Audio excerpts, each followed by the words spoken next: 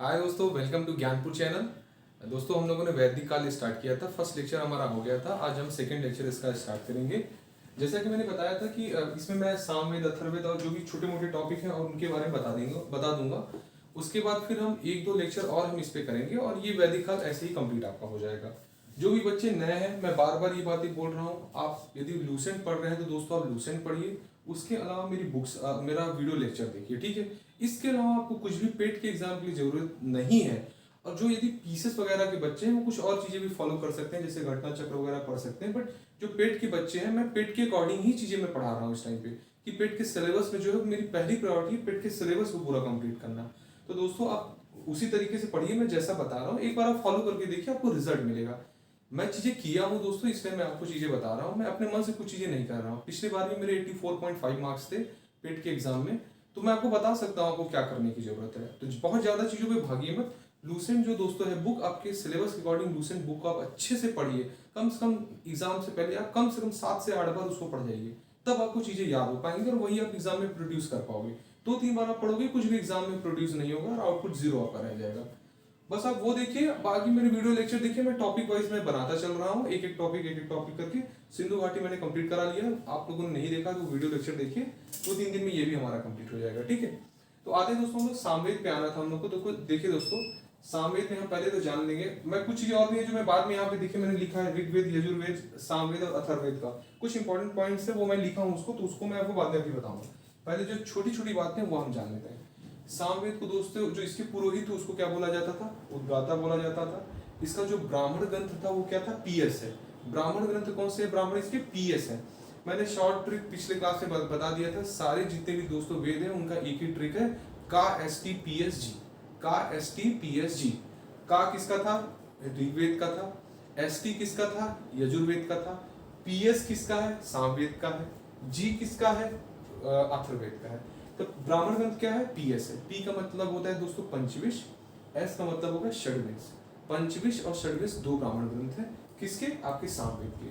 अच्छा, इसमें दो उपनिषदों के बारे में है जो महत्वपूर्ण है, आप देख लीजिए। एक छांदोग्य उपनिषद है, एक जैमिनीय उपनिषद है। कौन सा है? सामवेद का। क्वेश्चन आपके एग्जाम में आ जाएगा, 4 ऑप्शन दे देगा। जैसे हम लोगों ने यजुर्वेद में ट्रिक पढ़ा था, उपनिषद का क्या था? एमईएस के, मेस। एमईएस के मैंने ट्रिक बताया था कि एमईएस के क्या थे? 4 आपके क्या थे? ब्राह्मण ग्रंथ थे। किसमें? यजुर्वेद में। यहाँ पे क्या उपनिषद क्या है?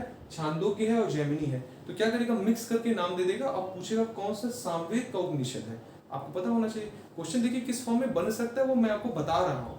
ये एक्सपीरियंस है जो मैं आपको शेयर कर रहा हूँ। आप इस बात को समझिए। क्वेश्चन पढ़े रहोगे आप चीज को, लेकिन आप वहां तक सोच नहीं पाओगे क्वेश्चन किस तरीके से फ्रेम हो जाएगा। और एग्जाम में इतना प्रेशर रहता है यार, लोग टिक नहीं कर पाते हैं, लोगों के दिमाग में वो चीज क्लिक ही नहीं करती हैं। तो आप मेरी बातें समझिए। उपनिषद में कौन सा है? छांदोग्य उपनिषद है, एक जैमिनी है, ठीक है। अच्छा, एक बात और बता देता हूँ। दूसरी पूछा जाएगा कौन सा वेद है जिसमें किसी कोई मंडल नहीं है, तो आपका कौन सा है? सामवेद। सामवेद में कोई मंडल नहीं है। देखिए मैंने लिखा मंडल बना के क्रॉस किया है, मतलब कोई मंडल नहीं है। ऋचाएं कितनी है सामवेद में? 1875। फैक्चुअल डेटा ये नहीं पूछेगा, ये पूछ सकता है कि मंडल है या नहीं, तो हाँ या ना में भाई मंडल नहीं है। ऋचाएं नहीं मैं लिख दिया हूँ, जस्ट आपको आइडिया मिले। बट ये आपको याद रखना है कौन कौन से उपनिषद है। उद्गाता बोलते हैं पुरोहित को। ब्राह्मण ग्रंथ कौन से? पीएस है, पंचविश और षड्विश। अच्छा, सामवेद में दोस्तों जो ये छांदोग्य आपका उपनिषद है, छांदोग्य उपनिषद है, इसमें ही दोस्तों क्या है? 3 आश्रमों का उल्लेख है, ठीक है। कौन सा? ब्रह्मचर्य, गृहस्थ और वानप्रस्थ, ठीक है। इन 3 आश्रमों का उल्लेख है। किसमें? आपसे क्वेश्चन डायरेक्टली पूछ सकता है किस वेद में इसके बारे में है। तो ब्रह्मचर्य, गृहस्थ और वानप्रस्थ, ठीक है।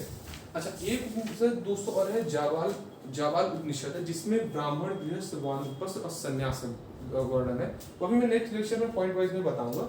आप इसको याद रखिए, ठीक है। ये जो पॉइंट्स है ये इंपॉर्टेंट है, जो मैं ब्लू कलर में चला रहा हूँ, ठीक है। ये आपका ये और ये, ठीक है। ये अपनी चाय छोड़ सकते हैं। उसके बाद क्या आ जाता है? अथर्ववेद। देखिए अथर्वा ऋषि द्वारा ये इसको बनाया गया है, इसका संकलन किया गया है। लेकिन इसमें दोस्तों क्या है, मैं आपको सब चीज़ें भी बताऊंगा। एक टेबल बना के, पिक्स बना के मैं शेयर करूंगा, जो मेरा टेलीग्राम चैनल है। मैं इसलिए बोला हूँ डिस्क्रिप्शन बॉक्स में उसका लिंक है, आप सभी लोग उसको ज्वाइन करिए चैनल को। दोस्तों उसमें क्या है, मैं पिक्स शेयर करता हूँ, जो इंपॉर्टेंट पॉइंट कुछ हमारे इसमें रह जाते हैं या कुछ लगता है मुझे इंपॉर्टेंट है, मैं उसमें शेयर कर देता हूँ, ठीक है। दोस्तों देखो, अथर्ववेद जो है ये हमारे लिए क्या है? लोकप्रिय वेद भी है, इसको बोलते हैं। इसको ब्रह्म वेद भी बोलते हैं। पूछ लेगा कि सबसे लोकप्रिय वेद कौन सा है, तो वो कौन सा है? आपका अथर्ववेद है, ठीक है। इसका जो ब्राह्मण ग्रंथ है दोस्तों कौन सा है, गोपद ब्राह्मण है, ठीक है। और दोस्तों मैं आपको बता दूं, अथर्ववेद के जो उपनिषद हैं, कुछ उपनिषदों के मैंने नाम यहाँ लिखे हैं, जैसे मुंडकोपनिषद है, प्रश्नोपनिषद है, मांडुक्योपनिषद है। इंपॉर्टेंट है, याद रखिएगा ये उपनिषद किस वेद से संबंधित है, तो आप बता दोगे तुरंत कि भाई ये अथर्ववेद से है, तो ये इंपॉर्टेंट है, ठीक है। ब्राह्मण ग्रंथ आपको इंपॉर्टेंट है। लोकप्रिय वेद है ये, लोकप्रिय क्या है, आम जनमानस के लिए आसान था इसलिए इसको लोकप्रिय वेद कहते हैं, ठीक है। उसके बाद इसके पुरोहित को क्या कहते हैं, ब्राह्मण कहते हैं, ठीक है। जैसे हमने सामवेद में पढ़ा था उद्गाता पढ़ा था, यजुर्वेद में हमने क्या पढ़ा था, अधर्व्यू पढ़ा था, और ऋग्वेद में हमने क्या पढ़ा था, होत्र पढ़ा था, तो ये इसके हैं, ठीक है। उसके बाद हम आ जाते हैं दोस्तों की, इस जो अथर्ववेद है हमारा, ये एकमात्र ऐसा वेद है, इंपॉर्टेंट है, इसको आप याद रखिएगा, ये एकमात्र ऐसा वेद है जिसका कोई आरण्यक नहीं है। आरण्यक हम आगे डिस्कस करेंगे, मैंने पॉइंट लिखा है कि आरण्यक होता क्या है। तो आरण्यक एकमात्र ऐसा वेद है जिसका कोई आरण्यक नहीं है, ठीक है। देखिए हम पेट के लिए पढ़ रहे हैं, कोई हम इस बहुत ज्यादा हाई फाई एग्जाम की तैयारी नहीं कर रहे हैं, डिस्क्रिप्टिव एग्जाम की तैयारी नहीं कर रहे हैं, तो बहुत ज्यादा हम अंदर नहीं डीप जाने की कोशिश करेंगे। हम फैक्चुअल पॉइंट को एक क्या बोलते हैं कि हम उसको एक सिस्टमेटिकली हम उसको कवर करते चलेंगे, इधर उधर की बातें ना करके फैक्चुअल चीजों पे हम ज्यादा फोकस करेंगे जो आपके एग्जाम पॉइंट ऑफ व्यू से जरूरी है। चाहे फिर जो भी स्टेट पीसेस के भी लड़के आप ये वीडियो देख रहे हैं, आरओ के भी, आप केवल फैक्ट पे ये उसके प्री के लिए है, मैं क्लियर बात ये कर देना चाहता हूँ। ये मेंस के लिए कोई वीडियो लेक्चर नहीं, आप आरओ का तैयारी कर रहे हैं या पीसीएस की तैयारी कर रहे हैं, ये प्रीलिम्स के लिए इक्वली यूजफुल है जितना ये पेट के बच्चों के लिए है, ठीक है। अच्छा फिर देखिए, मैं ये तो आपका देखिए दोस्तों वेदों के बारे में हो गया, चारों वेद के बारे में। उसके बाद कुछ इंपॉर्टेंट पॉइंट है, इसमें बहुत ज्यादा इंपॉर्टेंट है ये जो दोस्तों मैं आपको बता रहा हूँ, ये बहुत ही इंपॉर्टेंट पॉइंट है, इसको आपको रट लेना है सबको, कि ऋग्वेद में, यजुर्वेद में, सामवेद में और अथर्ववेद में किन किन बातों के बारे में बात किया गया है। तो दोस्तों देखिए, ऋग्वेद में क्या है, देवताओं की स्तुति का वर्णन है, मतलब इसका मतलब देवताओं के पूजा पाठ का वर्णन है, ठीक है। इसके स्त्रोत का, इनकी प्रार्थनाओं का, उनकी क्या प्रार्थनाएं हैं उनका वर्णन है। अच्छा, हर वेद के दोस्तों एक एक उपवेद है, हर वेद, जैसे हमारे 4 वेद हैं, तो चारों वेद के हमारे क्या है, 4 उपवेद हैं, वो मैंने यहाँ पे देखिए लिख रखा है। आयुर्वेद का दोस्तों देखिए, मैं हर चीजें नहीं लिखता हूँ क्योंकि व्हाइट बोर्ड पे सब चीजें लिखना पॉसिबल नहीं, इसलिए मैं बोलता हूँ नोट्स बनाते चलिए। तो दोस्तों देखिए, यहाँ पे ऋग्वेद जो है, ऋग्वेद का जो उपवेद है वो कौन सा है, आयुर्वेद है। यजुर्वेद का जो उपवेद है ये मैंने यहाँ लिख रखा है, धनुर्वेद है। यजुर्वेद का उपवेद क्या है, धनुर्वेद है। सामवेद का जो दोस्तों उपवेद है वो कौन सा है, गंधर्ववेद है। और अथर्ववेद का जो दोस्तों उपवेद है वो कौन सा है, शिल्पवेद है, शिल्पवेद है, ठीक है। तो ये चारों वेद को, चारों उपवेद हैं, डायरेक्टली क्वेश्चन मिलान करने के लिए आता है दोस्तों इस पे, कि 4 ऑप्शन आपको क्या दे दें, ये मिलान वाला क्वेश्चन जो आपको बनता है ना, ए का फर्स्ट, बी का थर्ड, इस टाइप के जो क्वेश्चन बनते हैं उसमें ये क्वेश्चन बहुत इंपॉर्टेंट है, आ सकता है। क्या होगा, उससे वो एक ही क्वेश्चन से चारों चीजें आपसे पूछ लेगा। अच्छा, इसके बाद मैंने ये बता दिया कि इसमें किस चीज का, ऋग्वेद में किसका वर्णन है, किसके बारे में।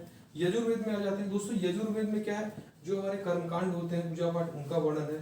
बलिदान विधि का वर्णन है उस टाइम पे।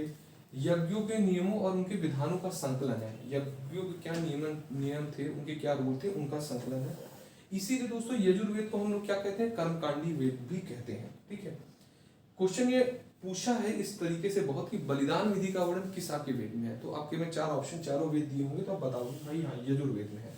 अब आ जाते हैं सामवेद में। दोस्तों सामवेद में सूर्य स्तुति के मंत्र का वर्णन है, सूर्य स्तुति के मंत्र का, ये थोड़ा स्पेसिफिक हो जाता है, ऐसे डायरेक्टली क्वेश्चन पूछेगा तो आप सामवेद बोलोगे, ठीक है। वैसे यदि आपसे पूछेगा देवताओं की स्तुति से तो आप ऋग्वेद बोलोगे, सूर्य स्तुति पूछ लेगा तो आप सामवेद बता दोगे। अच्छा, इसमें संगीत का वर्णन है, संगीत के बारे में है, यज्ञों एवं उनके अवसर पे गाए जाने वाले मंत्रों का संग्रह है, ठीक है। अधिकतर गाने की बात हो रही, तो आप याद रखिएगा सामवेद में इनका वर्णन है। इसका तो दोस्तों उपवेद है कौन सा है, गंधर्ववेद है।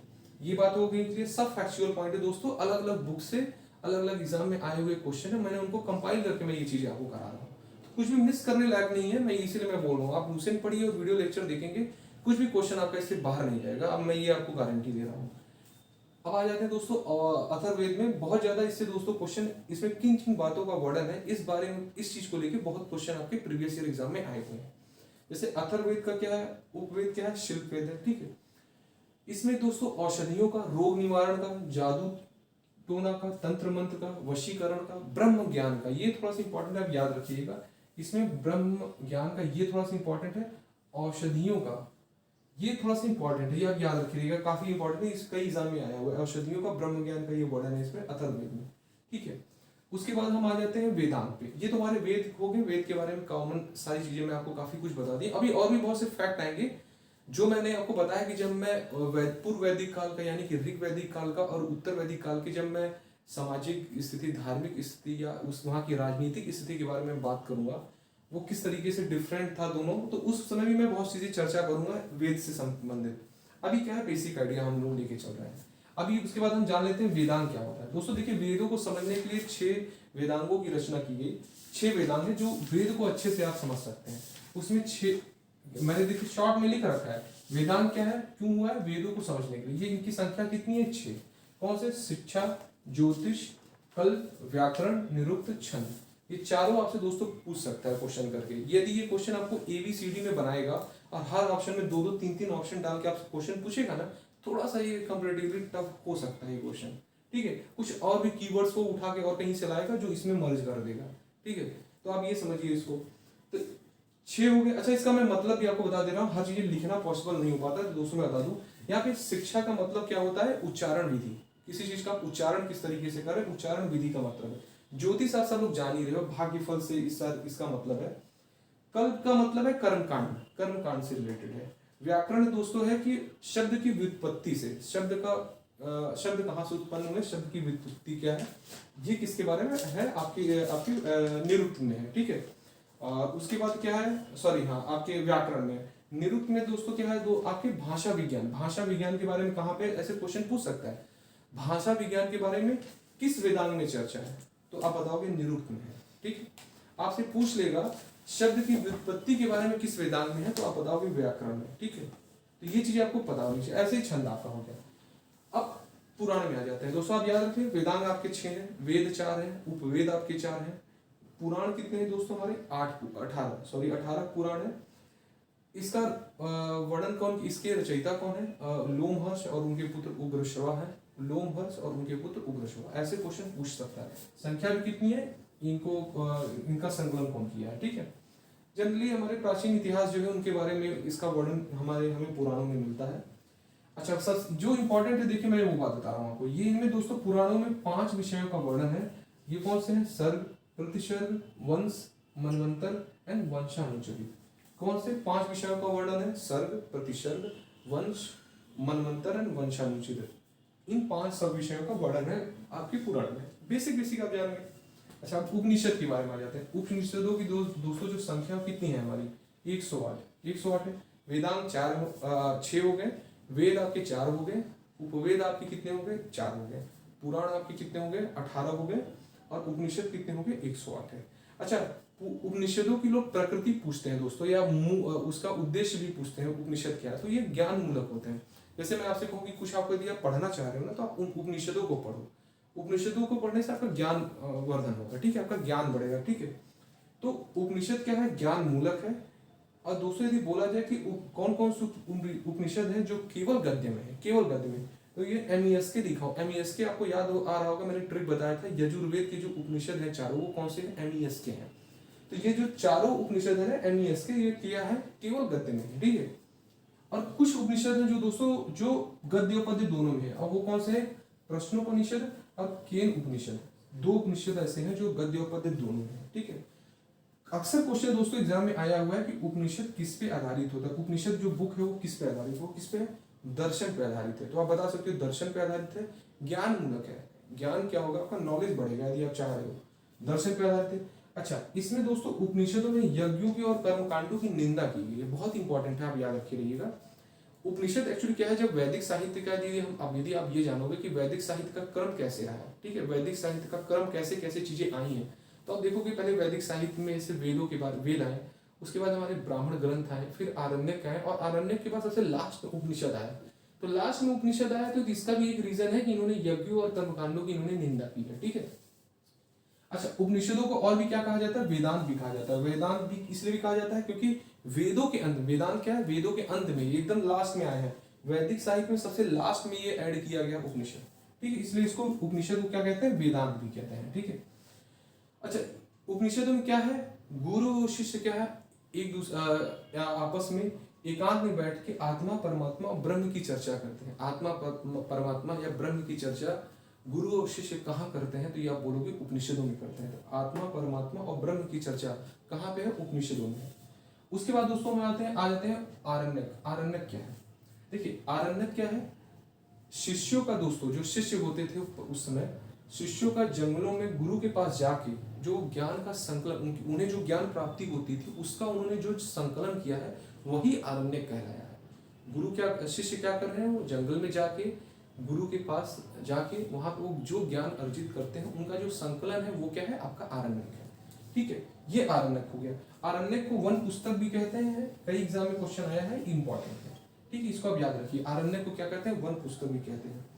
अच्छा, वैदिक कर्मकांड की भी आरण्यक में भी निंदा की, क्योंकि मैंने आपको बताया कि वैदिक साहित्य में क्रम कैसा रहा है, आपका वेद आया, फिर ब्राह्मण ग्रंथ आया, उसके बाद आरण्यक आया, फिर उपनिषद आया। तो नियर अबाउट आरण्यक और उपनिषद एक दूसरे के आसपास में है। एक ये भी कारण है कि इसमें आरण्यक में वैदिक कर्मकांडों की इसमें निंदा की गई है। यज्ञ और बलि पे बल न देके इन्होंने तप पे, मेहनत पे इन्होंने बोला है फोकस करने के लिए। आप इस तरीके से समझो कि आरण्यक में क्या है, जो आप पहले लोग यज्ञ करते थे, बलि देते थे, उस पे इन्होंने बोला है कि आप इस पे न बल देखिए, आप तप पे बल दीजिए, तप करने पे। ठीक है, तप या मेहनत आप उसको समझ लो, उस पे आप बल देने की बात की गई है। आरण्यक की जो दोस्तों विषय वस्तु क्या है, दार्शनिक है एवं रहस्यवादी सिद्धांत से संबंधित। आरण्यक की विषय वस्तु क्या है, दार्शनिक एवं रहस्यवादी सिद्धांत से संबंधित है आरण्यक की। आप देख रहे हो उपनिषदों से थोड़ा थोड़ा मिलता जुलता है आपका आरण्यक, क्योंकि एक आसपास इनका हुआ है डेवलपमेंट। तो विषय वस्तु क्या है, दार्शनिक एवं रहस्यवादी। उपनिषद भी क्या है, दर्शन पे आधारित है। इसमें भी यज्ञों कर्मकांडों की निंदा की गई, एक तरीके से आप कह सकते हो कि यहाँ पे भी इन चीजों की निंदा की गई है। अच्छा दोस्तों, फिर हम थोड़ा सा और बता देते हैं, क्वेश्चन ऐसे पूछ लेता है कई बार, इसलिए मैं इस पॉइंट को लास्ट में भी रखा हूँ कि मैं ये सब चीज बता दूंगा तो ये आपको समझ में आएगा। वैदिक साहित्य को श्रुति साहित्य भी कहते हैं। ठीक है, ये मैंने पिछले क्लास में आपको बताया था, शायद आप लोगों को ध्यान होगा कि मैंने दोस्तों देखिए उसमें बताया था कि ऐसा माना जाता है कि जो वेद है, वेद जो है वो लिखा गया है ईश्वर के द्वारा लिखा गया। ठीक है, फिर उसको क्या किया गया, ऋषि मुनियों को ये बातें बताई गई, वेदों के बारे में बताया गया, और फिर उन्होंने क्या किया, पीढ़ी दर पीढ़ी इस ज्ञान को क्या किया, उन्होंने इस ज्ञान को फैलाया, लोगों को बोल के सुना के, तो लोगों ने सुन के इन चीजों को जाना है, पढ़ के जान, मतलब ऐसी कोई बुक से नहीं, सुन के इन चीजों को, ज्ञान को उन्होंने जाना है। इसलिए इसको क्या है, वैदिक साहित्य को हम श्रुति साहित्य भी कहते हैं। ठीक है, ये मैं पिछले क्लास में बता दिया हूँ। अच्छा, वैदिक साहित्य को अपौरुषेय भी कहा गया है। अपौरुषेय भी इसलिए भी कहा जाता है क्योंकि माना जाता है कि भाई वैदिक साहित्य ईश्वर द्वारा बनाए गए हैं। ठीक है, इसको नित्य साहित्य भी कहा जाता है। नित्य साहित्य का मतलब ये समझो कि इसका कोई अंत नहीं है। ठीक है, इसके ज्ञान का कोई अंत नहीं है। ठीक है, अब वैदिक साहित्य को हम संहिता भी बोलते हैं। लास्ट क्लास में मैंने बताया जो चारों वेद हैं इनको हम क्या कहते हैं, संहिता भी बोलते हैं। ठीक है, तो दोस्तों ये हमारा था क्लास, और मैं एक बार फिर से आप लोगों सभी से कहना चाहूंगा कि आप दोस्तों वीडियो को मेरे लाइक करिए चाहे ना करिए, सब्सक्राइब करिए चाहे ना करिए, लेकिन अपने आप कमेंट्स जरूर दीजिए। मुझे आप बताइए कि हाँ कुछ क्या कमियां रह गई हैं, क्या चीजें इंप्रूव की जा सकती है, आपके क्या सजेशन है, और यदि अच्छी लगे आपको वीडियो तो और भी लोगों को आप शेयर करिए इसको। ठीक है, तो आज के इतना ही काफी है। लास्ट में दोस्तों भी हम 1 या 2 लेक्चर और लेंगे और आपका वैदिक साहित्य कंप्लीट हो जाएगा। जनरली वीडियो के लेक्चर 18, 19, 20 मिनट के आसपास रहते हैं, तो बहुत ज़्यादा टाइम भी नहीं ले रहे हैं, हम टू द पॉइंट चीज़ें आपको बता रहे हैं। ठीक है, तो आप इनको और लूसेंट को दोस्तों आप बाय हार्ट फॉलो करिए, और आपको जरूर इसका रिजल्ट मिलेगा, और पेड के एग्जाम के बाद आप रियलाइज करोगे कि हाँ मैंने चीज़ें जो पढ़ी थी वो सही पढ़ी थी। तो आज के लिए इतना ही काफ़ी दोस्तों। ठीक है, थैंक यू वेरी मच।